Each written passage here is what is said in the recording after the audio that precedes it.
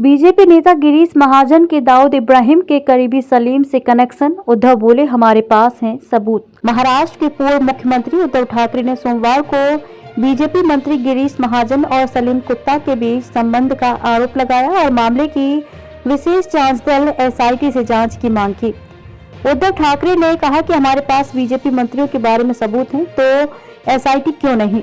विधायक नीतीश राणे द्वारा सलीम कुत्ता आतंकवादी दाऊद इब्राहिम के करीबी सहयोगी के यूबीटी शिवसेना नेता सुधाकर बडगुजर के साथ कथित संबंधों के संबंध में विधानसभा में मुद्दा उठाए जाने के बाद फडणवीस ने जल्द ही एसआईटी के गठन की घोषणा की। एसआईटी जांच का ऐलान। एनआई के मुताबिक महाराष्ट्र के उप मुख्यमंत्री देवेंद्र फडणवीस ने शुक्रवार को डांस पार्टी की विशेष जांच दल एसआईटी जांच शुरू करने की घोषणा की, जहां 1993 के मुंबई ब्लास्ट के दोषी साजिशकर्ता और गैंगस्टर दाऊद इब्राहिम के सहयोगी सलीम कुत्ता कथित तौर पर शिवसेना यूबीटी के नेता सुधाकर बडगुजर साथ मौजूद थे।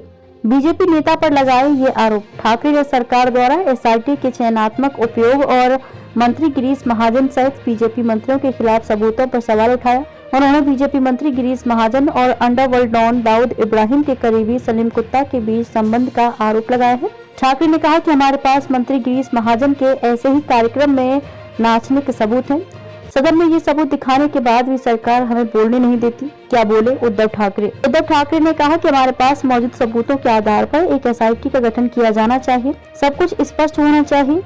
अब इकबाल मिर्ची, प्रफुल्ल पटेल और नवाब मलिक का क्या होगा जब उन्हें वॉशिंग मशीन में धोया गया है? वे कौन सा पाउडर इस्तेमाल करते हैं? नवाब मलिक दाऊद इब्राहिम से जुड़े आरोपों में जेल गए थे, तो अब क्या हुआ? उन्होंने उस पर कौन सा गौमूत्र छिड़का?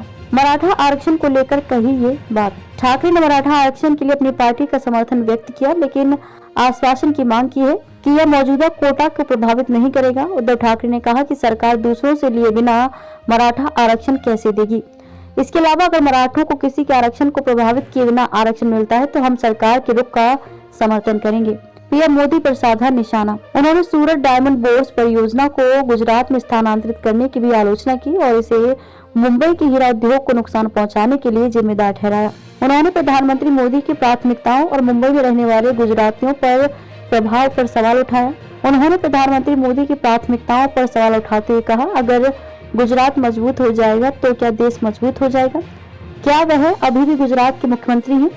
मुंबई में रहने वाले गुजरातियों के बारे में क्या वे भी प्रभावित होंगे? हम भेदभाव नहीं करते।